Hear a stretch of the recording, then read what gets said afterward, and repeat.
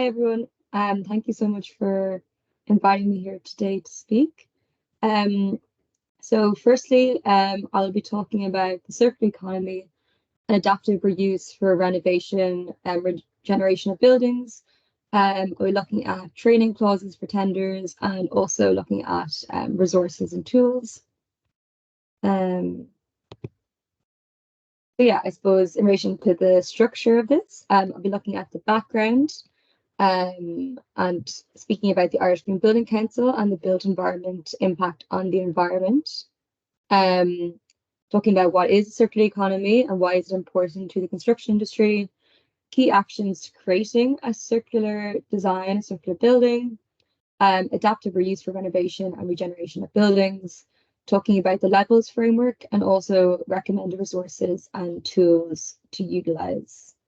So a little bit about myself. My name is Rachel Lockery. I'm the program manager.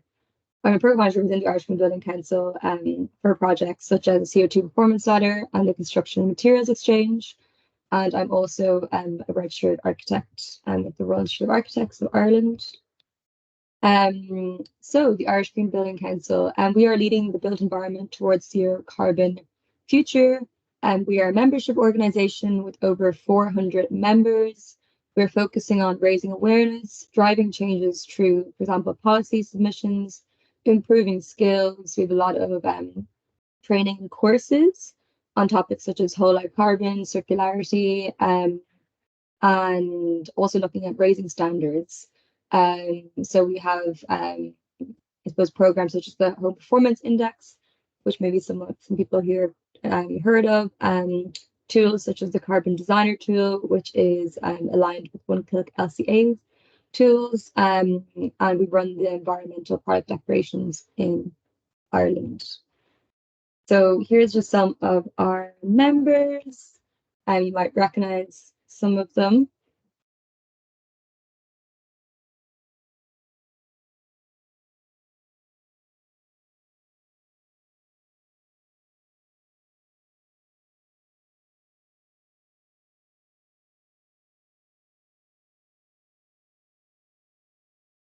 And the Irish Green Building Council is part of the World Green Building Council, which has 70 countries in it and over 35,000 members. You can see all the countries on this map here.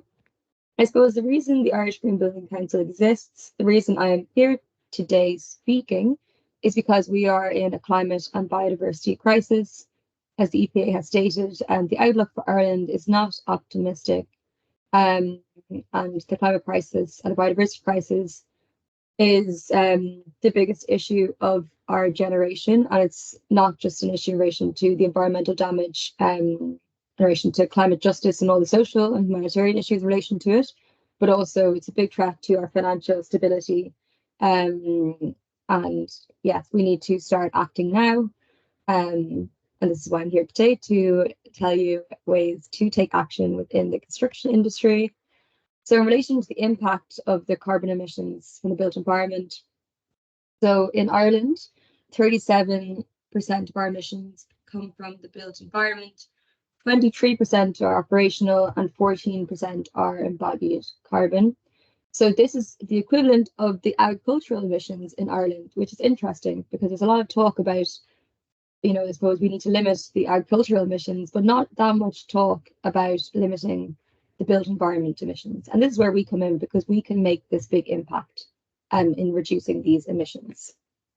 I suppose just some background in relation to big changes that are going to be coming up. So the Energy Performance of Buildings Directive, also known as EPBD, which is for new and existing buildings, is going to be implemented within the European Union. And the statements or the objectives of the EPBD are that all new buildings should be zero emission buildings by 2030, and existing buildings should be transformed into NZEB by 2030, and ZEB, zero emission buildings, from 2030. And I suppose this is looking at, the worst performing buildings and how they can be brought up to standards, looking at building renovation passports, indoor environmental quality, and I suppose importantly, disclosure of global warming potential, which is whole life carbon. And this is part of the scope that will be included within EPBD. And what I'll be talking about today is also very aligned to the EU taxonomy, which has 6 environmental objectives. So I'll go through them here. So it's protection of ecosystems, climate change mitigation, climate change adaptation, protection of water and marine resources, pollution control, and a transition to a circular economy, which this presentation is focused on. So what is the circular economy? The circular economy is the opposite of our linear take, make, waste economy, which we are currently in. It aims to keep materials, components, and products in use in the economy for as long as possible. You can see in this image here, the linear economy, everything goes to waste. There is this recycling economy, which we are also slightly in, which means that the materials circulate for a while, but also ultimately end up as waste. So within the circular economy, everything stays in circulation and waste is eradicated. So that's where we're trying to aim for. If we're just looking at implementing the recycling economy, we are at a stage within the climate and biodiversity crisis that we really need to be just looking at the circular economy. And this is why I'll share how to do that within the built environment. So some important stats is that resource extraction is responsible for 45% of the world's carbon emissions, and extraction causes 80% of biodiversity loss. So the circular economy gives us the tools to tackle climate change and biodiversity loss together while addressing important social needs, such as climate justice.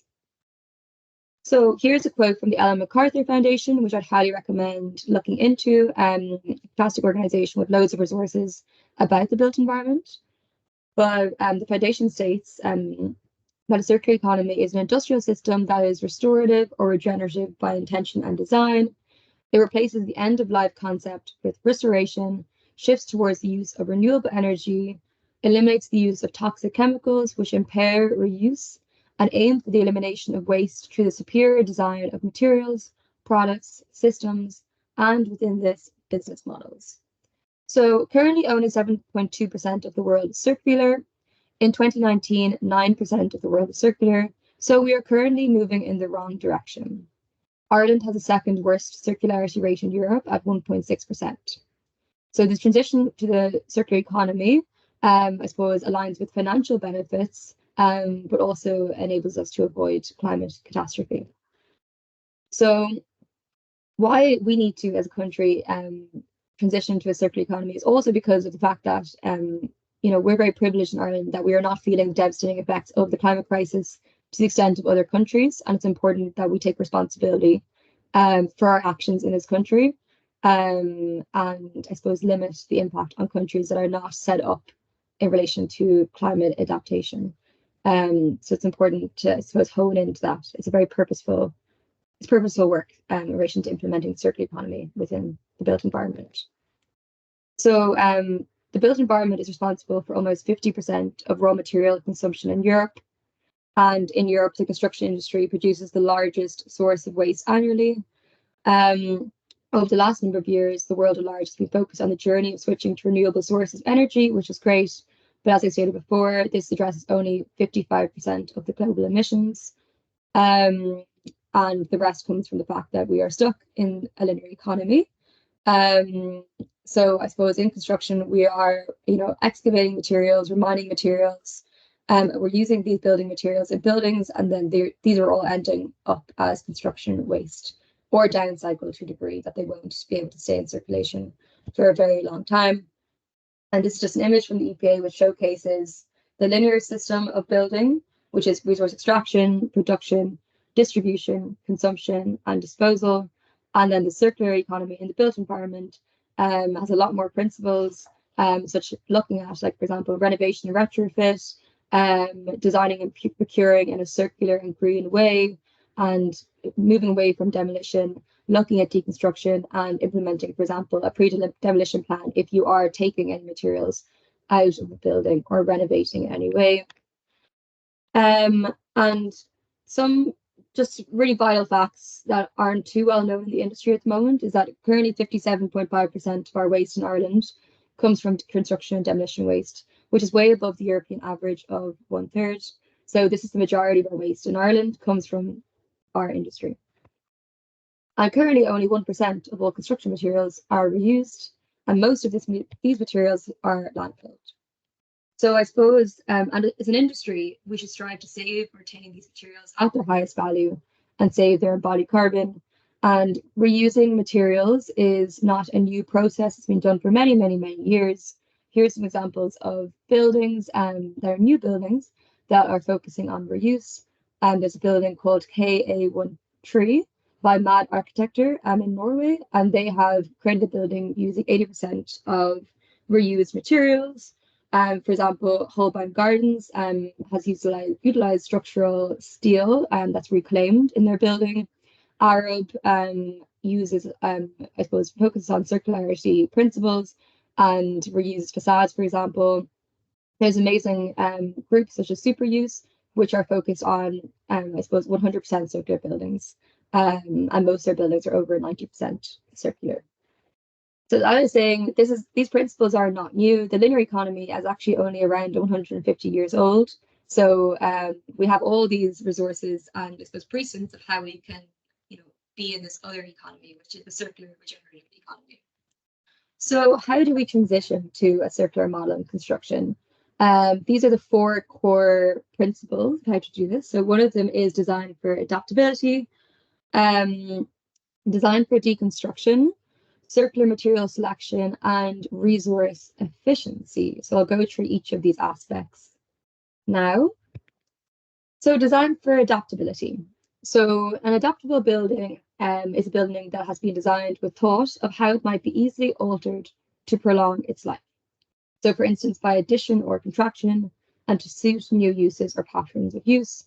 Whereas a flexible building is a building that has been designed to allow easy rearrangement of its internal fit out and arrangement to suit the changing needs of the occupants. And there is an amazing writer and researcher called Stuart Brand, and he has written a book about design for adaptability. And I stated that almost no buildings adapt well. They're designed not to adapt, also budgeted and financed not to, constructed not to, administered not to, maintained not to, regulated and taxed not to, even remodeled not to.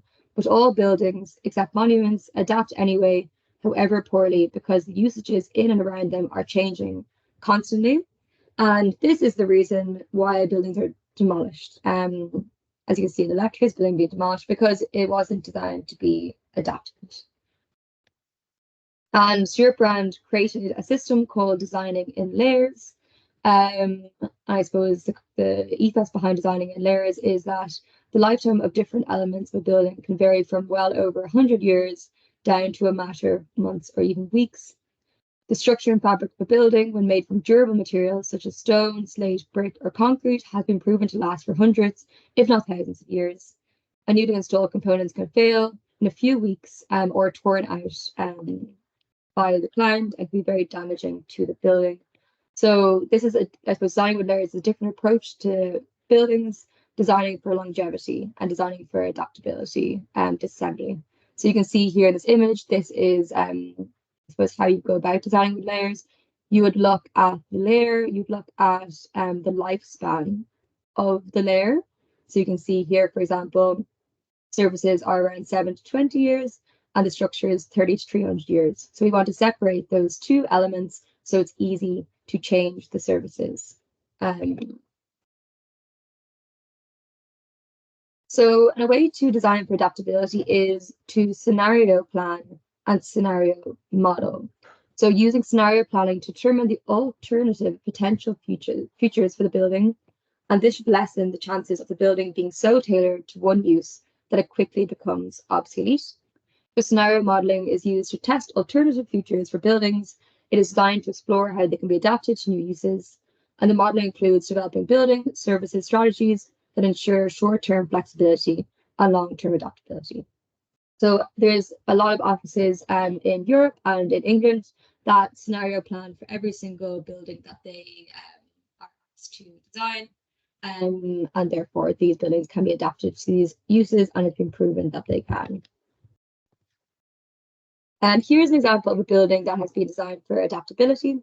It is the Herman Miller building, which was transformed into the Bath School of Art, designed by Sir Nicholas Grimshaw. So I suppose the ethos behind this building was that our needs will change, the scale of the operation will change, things about us will change, and we will change. And this building was designed, as you can see from the image here, with a double height space formed from a 10 by 20 meter steel grid with only lightweight mezzanines and partitions. And this could be configured or reconfigured in a way that allowed for adaptability. There was a modular facade placed on the building, which allowed the building to be adapted easily.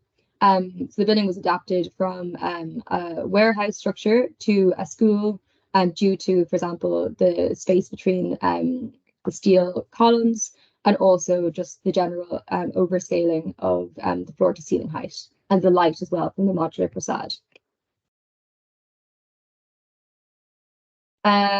So moving on now to design for deconstruction.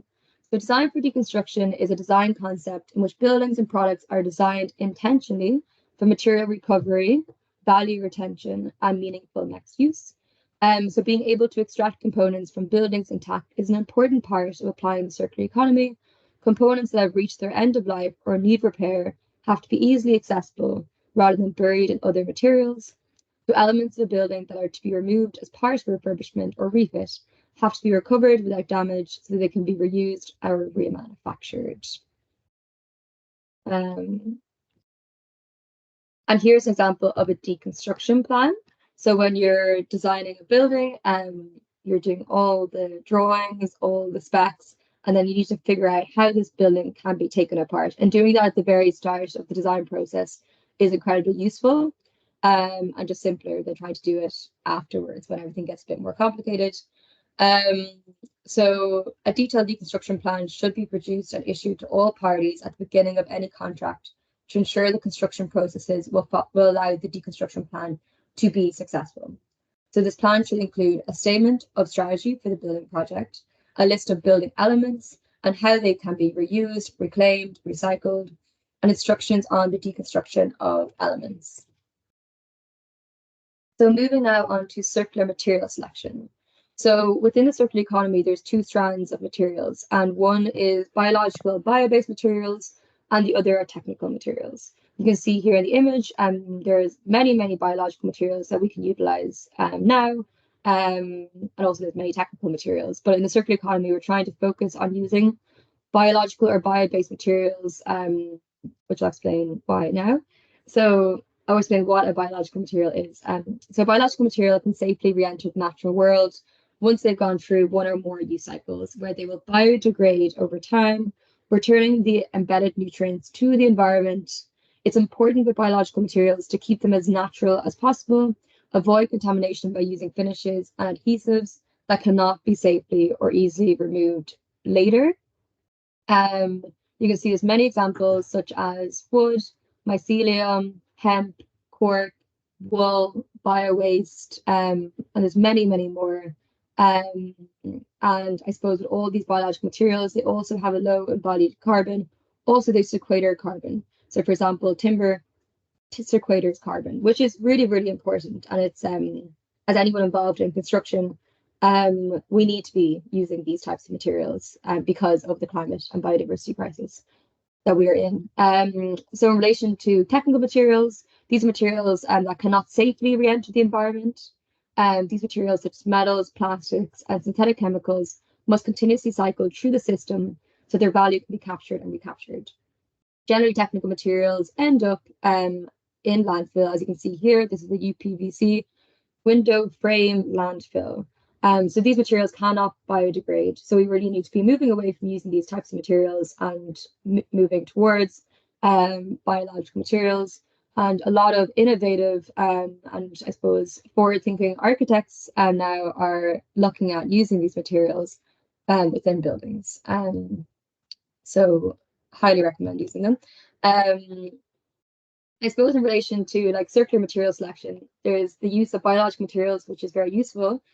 But that's also involved. There's also extraction involved in that. Whereas in the use of reclaimed materials, these materials already exist on the earth, and all these materials that are being put into landfill actually can be reused in some way or other, be it in the construction industry or other industries. And all these materials are worth money. So anyone involved in the construction industry now knows that materials are going up and up and up because of, I suppose, the use of fossil fuels and the rising of cost of fossil fuels. This is just going to be a continuing trajectory. Whereas if we start using reclaimed materials, yes, it's going to be much more affordable and also just incredibly environmentally friendly. I suppose that's why the Irish Green Building Council created the Construction Materials Exchange, which is also known as CMX. So this is a user-friendly digital platform that connects organizations with each other so they can exchange or trade excess or reclaimed construction materials. And the purpose is to divert construction materials from entering waste streams and supply materials to be reused. And the Irish Green Building Council collaborated with the Access Materials Exchange to create this circular infrastructure. Here is an example of the platform interface and the materials that are on the platform now. This is a material, a facade material, Italian granite, that is currently in County Kildare. And there are a number of people who are trying to procure for their buildings at the moment, which is exciting. And CMX uses AI and blockchain technology and tracking and tracing to allow ease of, I suppose, use of these materials. And importantly, each material is given a material passport. So a material passport is a digital document that contains information on all the parts in a particular product material. It's basically like an ingredients list for the material, and it gives the material the respect it deserves, and it showcases the worth of these materials. And you can see kind of how a material passport would be laid out here. And it's a big part of, I suppose, the circular economy and circular material selection. And here's just an example of another material passport. So there's many ways to do it, but the main thing is just to showcase, for example, the amount of carbon emissions that are being saved by using this material, and also just where the material comes from, and the quality of the material. So, for example, in relation to, like, I suppose, the environmental financial evaluation of these reclaimed materials, the granite that's currently on CMX, and by reusing this, means you're saving 214 kg CO2 equivalent emissions. And you're also, I suppose, saving financially because you're not buying new material. Also, importantly, the wait time for these materials is incredibly low due to the fact that these materials are all in Ireland and ready to be reused. Also, I suppose, linked to circular material selection is the importance of doing a pre-demolition audit, which isn't very common in Ireland at the moment, but it's something that's very, very common in, for example, the Netherlands, and it's a big part of the circular economy within the built environment. So many perfectly reusable materials are discarded, I suppose, during demolition, and this is due to a lack of foresight, also a lack of time, which is important. I suppose, but with pre-demolition audits, it involves identifying, before starting construction work, all the elements that could be reused, ensuring they receive distinct treatment to preserve the potential for reuse. So looking at careful dismantling and storage. So there's a good guidelines from FCRBE project, and the reuse toolkit, the reclamation audit, which goes through basically how to create a pre-demolition audit. But generally, you do need an external consultant to do that. RICS has done some pre-demolition audits for a project in Limerick, so that's probably a good consultant to contact if you're interested, and if you're taking materials or refurbishing buildings to an extent that you would need a pre-demolition audit. I suppose in relation to CMX, it is being utilised in big organisations in Ireland, in state organisations, and also in private organisations. I suppose the focus of all this is to normalise material reuse in the construction sector. So here's just a checklist in relation to material reuse. So it's important to select, reuse, and reclaim components and materials, especially high embodied carbon materials such as structural items. So generally 70% of the embodied carbon of a building is in the structure of the building. So that's why it's important to look at, for example, specifying structural steel, or at least low embodied carbon materials for structures such as timber. Avoiding products materials that blend bio-based materials and technical materials in such a way they cannot be separated later. We should be avoiding composite materials in the circular economy. looking for materials with certifications such as cradle to cradle, and just general reclaimed materials. Important to look at minimization within the circular economy. So removing finishes or using natural finishes. So if you place a finish that's toxic on a bio-based material or a biological material, the material is going to be not going to be able to be put back into the earth. And if it is, it's going to damage the soil. So it's important not to do that. And also, I suppose, in relation to circular economy, this is also a different sort of topic, but leasing lighting, furniture, lifts, and leasing what we can in buildings is a great way to engage with the circular economy. So every material you reuse means that material is saved from landfill, incineration, or being backfilled. And this reduces extraction, waste, and saves the materials of the embodied carbon in materials. And in relation to existing buildings, I suppose it's Part D, which is Material Workmanship Building Regulation, 2013. This is just, I suppose, maybe some people know here, but in the case of material alterations or material changes of use of existing buildings, the adaptation without modification to guidance this document may not in all circumstances be appropriate, but however, it basically states that you can reuse materials that are reclaimed within existing buildings, but within new buildings. And I suppose the area of Part D to reference, if you're interested in this, is M1.1c, which states that basically if material has been proven to be able to be, or proven to be up to standard in a building, an existing building, you can take that material and put it into a new building. This is all under Part D. And I can talk a bit more about that. That's probably a larger topic to get into. And here's just an example of a building using 100 bio-based materials. I get asked quite a lot about, I suppose, the use of bio-based materials in buildings, in architecture, and there's many options basically to utilize. This is a great example of that. And bio-based materials are being used in large-scale construction, especially in European countries such as the Netherlands, such as France. So we can use them in Ireland as well. In relation to the circular economy as well, we need to limit our resources. So did you know that 30% of all water production is used in construction, which is shocking. So we need to see how we can limit this. And a way to do that is using buildings that already exist, considering the incorporation of water harvesting and recycling, and using, for example, regenerative, I suppose, ways of energy or using energy such as solar panels or thermal energy. And a big part of the circular economy, or one of the main parts in many ways, is just using what already exists. So be it materials or be it full-scale buildings. And I suppose this comes back to the case for beautiful buildings. If a building is considered beautiful, it's very unlikely that it's going to be demolished. Where if a building is considered to be ugly, it is very likely to be demolished, or in some ways may be demolished. So it's important to, as architects, people involved in construction, to design in a very aesthetically pleasing way. And here's a quote from Carl Alfante, an architect, that the greenest building is the one already existing. And there are many vacant properties in Ireland that can be renovated.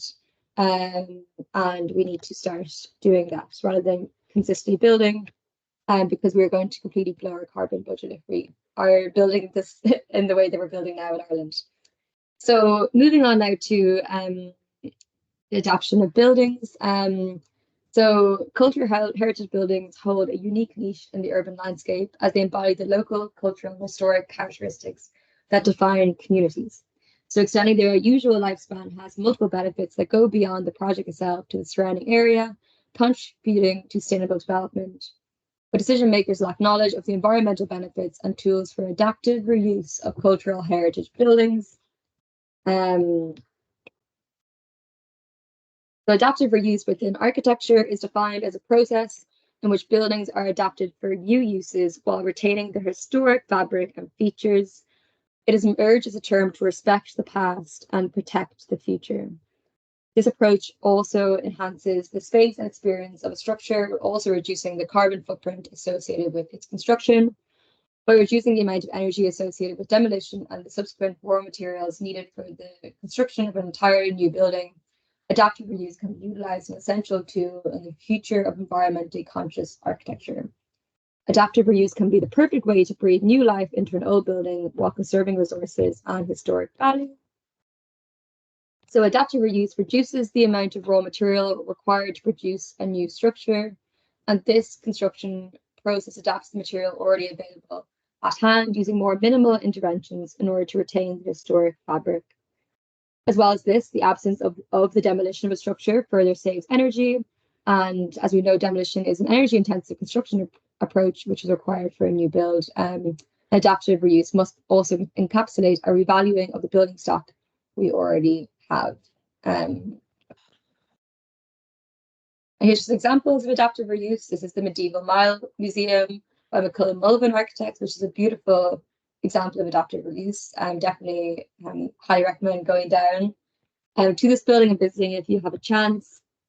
I have a number of other examples here. I'm just aware that it's now, yeah, I've been speaking for half an hour, but I can just quickly go through these examples. This is the museum. This is a cultural center that, or a warehouse. This was adapted to a cultural center. Yet again, all these buildings were just completely in damage and disrepair. And it took a team of people who were looking at this in a creative way and focusing on adaptive reuse to bring these buildings to life. And these buildings are so embedded within the community of these towns and cities now.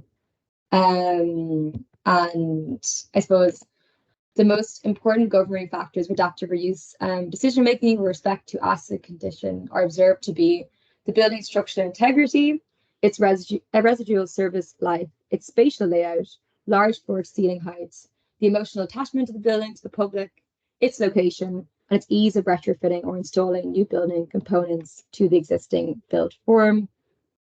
Will I keep on going, or do you want me to stop? Yeah, we have time, so you can keep going. Okay, cool. I'll just go quickly through this is kind of more focused on, I suppose, helping aids in relation to adaptive reuse. I suppose in Ireland there is I suppose a list of people called the building renovation advisors. So when you're doing a project, an adaptive reuse project, you can I suppose hire a building renovation advisor. On the Irish Building Council website, we have a list of qualified building renovation advisors, and they offer basically a holistic advice in relation to reaching the goals of zero energy buildings. So looking at U values, overheating, thermal bridging or condensation risk, leaky buildings, ventilation, embodied carbon, and other environmental impacts. So I'd highly recommend looking into that. The SEAI has a list of energy orders, and of course we have the BU assessors, which are in State Energy Authority as well. And there's also an important action that one can take in relation to renovation, which is called a building renovation passport, which I mentioned briefly at the beginning. And basically, this is a roadmap that provides you with what to do, basically without lock-in effects for renovation.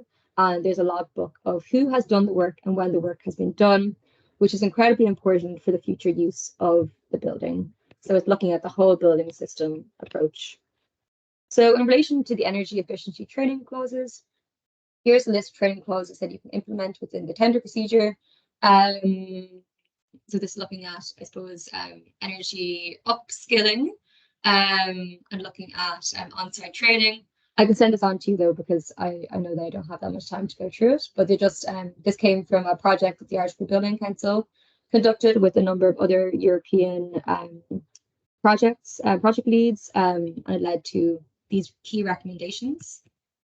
And in relation to resources, there's lots of resources about, I suppose, adapting and renovating buildings in relation to circularity and whole life carbon and life cycle costing.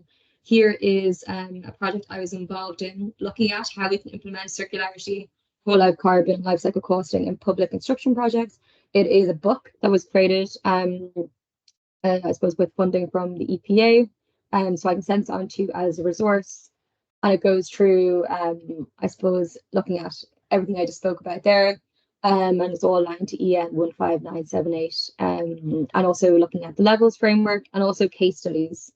So circularity of sources that I'd highly recommend looking into and reading when you have the time and space is the Handbook to Building a Circular Economy by David Cheshire. This is sort of the Bible of building a circular economy.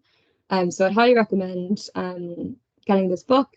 The Reuse Atlas by Duncan Baker Brown, an incredibly innovative circular architect. Cradle to Cradle, which is very much, yet again, a very important book in relation to circular economy. And the Irish Green Building Council got funding for the Circular Building Coalition to produce a document focusing on the reuse of construction materials in Ireland. And it's a white paper that I was working on for the last few months. So you can download it from the CBC. I'll send this on to you as a resource as well, but it covers a lot of what I've talked about today. More resources are from the FCRBE project, which is focused on facilitating the circulation of reclaimed building elements. These are all free resources. There's resources about, as saying, pre-demolition audits, reuse in relation to green public procurement, and insurance in relation to reclaimed materials, and practical guidelines for contractors using reclaimed materials. These are resources from people who are leading or experts within this field in Europe. Highly recommend looking into them. And also there's the Irish Green Building Council Learning Hub, which we also have courses such as a circularity course, embodied carbon course, and LCC costing course. So yeah, and a tool to use, what I'd highly recommend using, I use within construction project, is called the Regenerate tool. It's a free building circularity tool, and the purpose is to implement the circular economy within the built environment. There's a big focus on collaboration in the tool, and that's a big part of the circular economy, or actually conducting any sort of environmental analysis or actions within a project. We must collaborate, we must communicate for the project to actually really get up on its feet. And it's a great tool because you can also compare design iterations. So if you're showcasing it to a client, you can show how circular a steel building is, or a steel structure building to a timber structure building. And I suppose I don't have that much time left, but this is just an important framework that you may have heard of called levels, which is aligned to everything I've been talking about today. For example, EU taxonomy, and the revised EPBD directive, and also completely aligned to the Climate Action Plan in Ireland. And within levels, there is a number of indicators, such as greenhouse gas emissions along a building's life cycle, resource efficient and circular material, efficient use of water resources, healthy and comfortable spaces, adaptation and resilience, and optimized life cycle cost and value. Today, I've been looking at or speaking about the circular economy, which is the indicator 2, and the macro objectives of this are the bill of quantities, construction and demolition waste and materials, design for adaptability and reuse, and design for deconstruction, reuse, and recycling. So within the levels framework, if you implement this framework, if you implement, let's say, even just macro objective 2, you will create a circular building. And it has all the guidelines of how to do that. And it has all the structure, all the structure is laid out within the levels documents, which are free to download from the European website. So I could go more into levels, but I'm going to stop now. It's just the way I've been speaking. So thank you everyone for listening to my last presentation. This presentation is focused on green public procurement and the CO2 performance ladder in construction.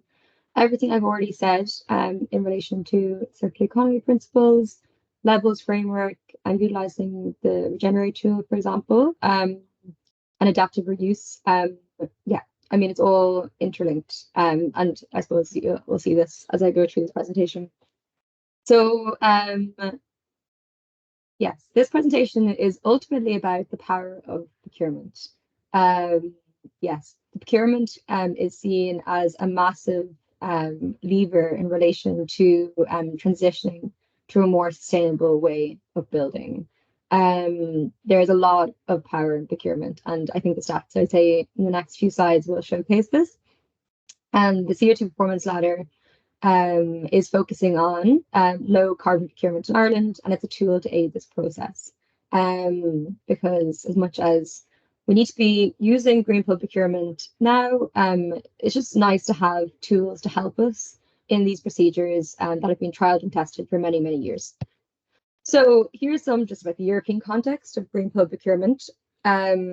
So in relation to buildings, public procurement can serve as an opportunity to address the embodied carbon in buildings over their life cycle. In this regard, contracting authorities are important actors that can take action as part of procurement procedures by purchasing new buildings that address global warming potential over the full life cycle. And green public procurement in general is a process where public authorities seek to source goods, services, or works with a reduced environmental impact. So that's the main thing. And green public procurement policies play a vital role in reducing our global carbon impact and protecting our natural resources and the environment. And currently, it is not mandatory or incredibly mandatory to use green public procurement. However, this is going to change, and it's going to change, in my opinion, very, very soon. And that's why many, many companies in the public sector have been using green public procurement for many years before they have to use it, like right now. So, so Ireland has actually committed to implementing green public procurement in all the tenders using public funds. This was brought in 2023, and this will require a major shift in the practices of public bodies and the businesses they contract with. So here are some stats. So European governments spend almost 14% of their gross domestic product on procurement. This is responsible for almost 15% of global carbon emissions. And infrastructure and the construction sector are responsible for almost 80% of these carbon emissions. And Ireland public bodies, excluding utilities, spend an estimated 18.5 billion a year. And this provides Ireland's public sector with significant influence to stimulate and actively encourage the provision of more resource efficient, low carbon, less polluting goods, services, and works across the public sector. Here are some documents that I highly recommend looking at in relation to green public procurement. A document called Buying Green.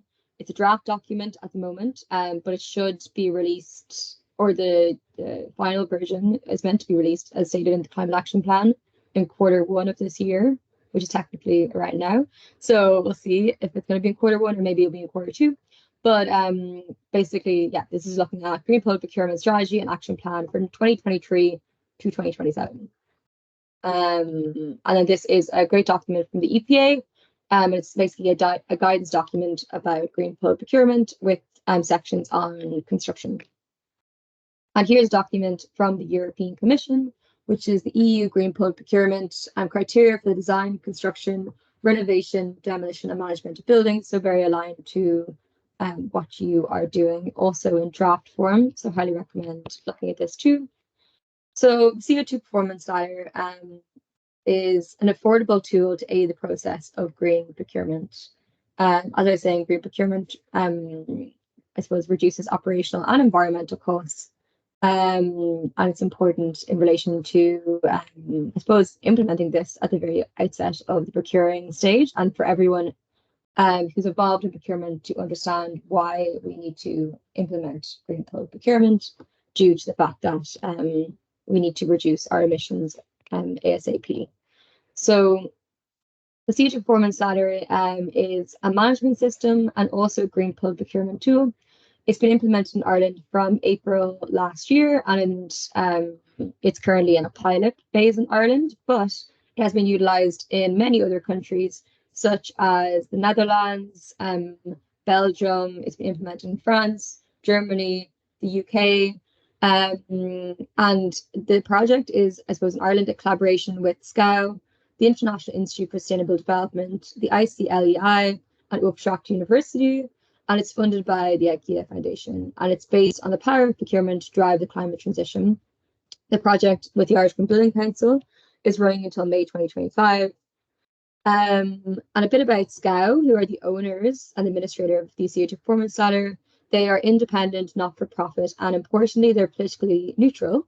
They bring together all the stakeholders, procuring authorities, companies, and NGOs in a collaboration aspect. And the focus is the development implementation of the CO2 performance ladder as a certification scheme and a procurement instrument. And they're focused, as I was saying, on connecting, researching, collaborating, and sharing knowledge. So the theory of change, the CO2 performance ladder, is that it's an effective procurement tool that uses the power of procurement to stimulate structural decarbonization. And the focus is that the procuring authorities would state that they're going to implement green public procurement, which is great. They then tender with the CO2 performance ladder. And with the CO2 performance ladder, it's a levels framework, different levels framework I've just mentioned before. But basically, you say to the tenderers that we're opting in for the CO2 performance ladder, and you can choose what level you will choose, depending on where you are in relation to your environmental or sustainable journey. So each tender chooses this level on the CO2 performance ladder. They get an award advantage in relation to the level they choose. And importantly, it's the level or the advantage the level they've chosen is verified by a third party verifier. So it's not an internal audit occurs, but the external audit is the thing that showcases what they've actually done and how they've reached in relation to their CO2 performance ladder and sustainability goal. If they've reached their goal, they get a certificate stating where they're at in the sustainability journey. And this leads to CO2 reduction in projects and organizations, a CO2 reduction in the whole supply chain, and then stimulates behavioral change and CO2 reduction in the heavy industries, such as the construction industry. And the impact of the CO2 performance ladder, it is best practice, as stated by the IPCC, which is the Intergovernmental Panel on Climate Change, the World Economic Forum, and the OECD. So tendering with the CO2 performance ladder leads to accelerated decarbonization and innovation. It leads to carbon reduction twice as fast. And it also is important in relation to circular procurement. So it can be used as a tool for circular procurement. So it's been used for 15 years, over 15 years now, actually, in the Netherlands, and also been used in Belgium. There's 300 public procuring authorities using the CO2 performance ladder as a green public procurement tool. 1,500 certificates on the CO2 performance ladder have been given out. And you can see the timeline here. It's been running since 2009, and it's been implemented, as I was saying, in the Netherlands for 15 years, in Belgium since 2019, and Ireland and in France, and now in the UK as well. So it is the CO2 performance ladder ultimately has two strands, which is the management system and a green public procurement tool. So I'll go through these now. So in relation to a certified organization on the CO2 performance ladder, it's looking at insights such as verified carbon footprint, very important, looking at transparency and communication, looking at innovation and collaboration and ambitious reduction targets. And your, I suppose, CO2 management system or carbon footprint is verified every year by a third party. And in relation to the green public procurement tool, as I was saying, the procurer would state that they're using the CO2 performance ladder within their, I suppose, to implement green public procurement. They'll tender out stating that they're using the tool, and each tender chooses an ambition level on the ladder. And they get an award advantage at tender because they've opted in for the CO2 performance ladder. You can see here, like level 1, if they opt in to level 1 would be 1% award advantage, level 5 would be 10% award advantage if they choose to have, I suppose, if they choose that's the award advantage. You have the opportunity to choose yourself as a company what suits best. So in relation to choosing level 1, 2, or 3, you're looking at scope 1 and 2 emissions. Scope 1 and 2 emissions are looking at the own organization emissions and the project emissions. So it's looking at just those emissions. Whereas if you're going towards level 4 and 5, you're looking at scope 1, 2, and 3 emissions. So that's the supply chain and the industry. So it's up to you in relation to where you're at going towards tender, where I suppose if you're looking at scope 1 and 2 emissions, or you've also looked at scope 3 emissions. Then again, it comes down to where you're at in relation to your sustainability journey. So here's an example of, I suppose, a tender procedure in relation to using the CO2 performance ladder. As I was saying, you can opt out of using the CO2 performance ladder, but you do not get an award advantage at tender. Whereas if you opt in, you do get an award advantage at tender. And then you can be, I suppose in this example, company C, who opted in for level 4 on the ladder, won the contract. Um, so here's the journey of the procuring party and the company. So here's the procuring party. It's all aligned with most economic advantage tendering procedure or criteria. And then it's also the CO2 performance ladder is included in this. The bidders for the project would choose the ambition level on the ladder. So either 1, 2, 3, 4, or 5, and the procuring party awards the contract based on the best value of money. And then within 1 year of the project starting on site, there is an internal audit, and then there's an external audit. And let's say if the company stated they wanted to reach level 4 on the ladder or level 3 on the ladder, if they have reached that within as the external audit showcase they've reached that, they get a certificate. So there's a proof that they have reached this level and have reached their sustainability goals. And a lot of this comes from collaboration within the project team to reach these goals. And in relation to the assessment and audit, there's an annual third-party assessment, as I've stated. There's many companies in the Netherlands and also in Ireland who are interested in doing this assessment. And all this is linked to the handbook, which showcases how to do the assessment. And I can link the handbook on after this because it's a great read showcasing how the CO2 performance ladder works in intrinsic detail. And as I was saying, in Ireland, there's lots of auditors who are interested in doing the audits for the ladder, who have experience using management systems such as the ISO 14001, which enables them to basically assess the company's carbon standards. And excitingly, as I was saying, the pilot has been running since April, and TII, which is Transport Infrastructure Ireland, is using the ladder now, and I'll go through that a bit more. But in relation to, I suppose, within the Irish Green Building Council and our responsibility in relation to implementing the ladder, we're responsible, I suppose, as a contact endpoint for using the ladder. We're focusing on supporting any company who's interested in implementing green public procurement and using the CO2 performance ladder. So we look at communication, capacity building, and SCOW is also here as a supportive role to aid Ireland's process in green public procurement. And the reason TII got involved, here's a quote, I suppose, from Dr. Vincent O'Malley stating why, that TII is fully committed to carbon emission reduction and the advancement of a greener future for Ireland. We believe that CO2 performance ladder is a practical tool that can help us achieve our sustainability goals. And I suppose a bit more about TII as well. The project that they're using, piloting the ladder on, is starting in June.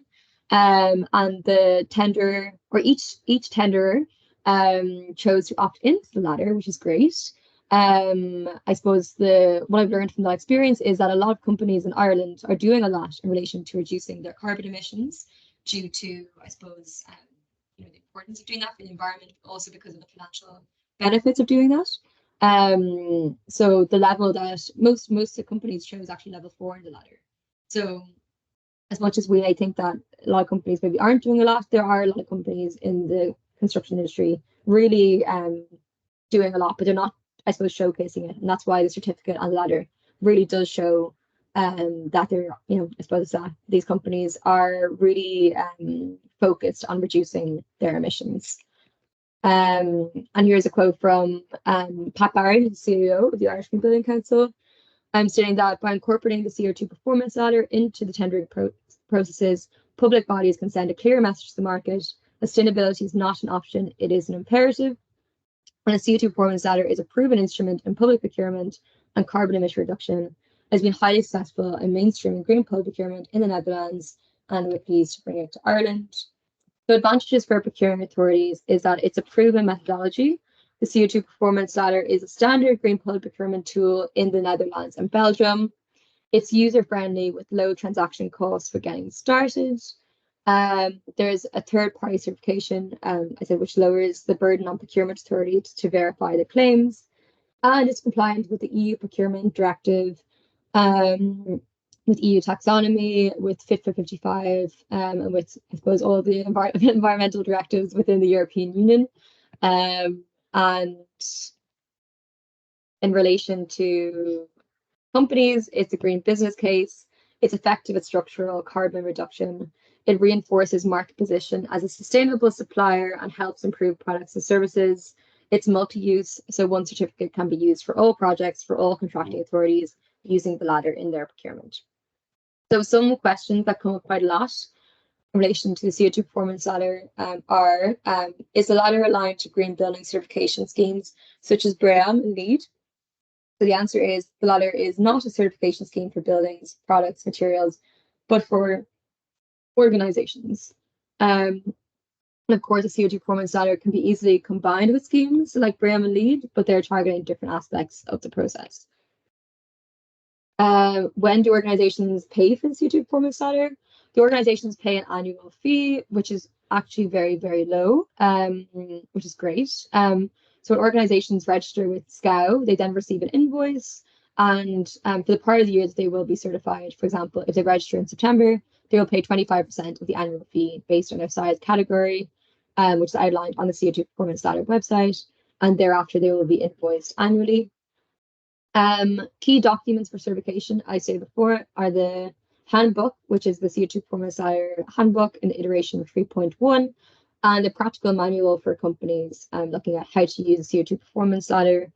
And there's also a procurement guide, which I highly recommend checking out, and also a legal FAQ for any, I suppose, queries you have about the legal framework. There's never been any legal issues with the CO2 performance ladder within the European Procurement Directive. And TII vigorously looked into the legal aspects of using the tool in Ireland, and there was no issues. So in relation to learning more about the CO2 performance ladder, there is a CO2 performance ladder academy with many, many videos. I was saying there's many documents to read, and there's shorter documents such as the procurement guide and some longer documents such as the handbook. There's many testimonials from a lot of construction companies and infrastructure companies all around Europe. And then many examples of projects that have used the tool and their experience with using the tool. Here is a webinar that the Irish Green Building Council ran in last year. And TII spoke at the webinar talking about their process of implementing the CO2 performance ladder in their tender procedure and successful outcomes of that. And Arab, which are a large construction company, also spoke about their experience of using the ladder for many, many years in the Netherlands and beyond. And I suppose, as I was saying before, it's really important, I suppose, we will engage with learning of all these different topics. I'm aware that I've talked a lot about different ways to implement sustainability within the built environment. And it does take time to integrate, I suppose, these actions. And we need to embody the learning before we do that. So the Irish Green Building Council has on-demand learning courses to do in your own time, such as whole life carbon training and circular economy and construction training that I'd highly recommend looking into. I'd highly recommend looking at all the resources I shared in the last presentation. So thank you so much. I hope you're feeling a little bit inspired to take climate action within construction. My name, as I said, is Rachel Ockery, and my contact detail is rachel@igbc.ie. If you'd like to send me a message about anything I've discussed today, or about any queries or questions at all. Thank you so much for listening, and thank you so much for inviting me to speak.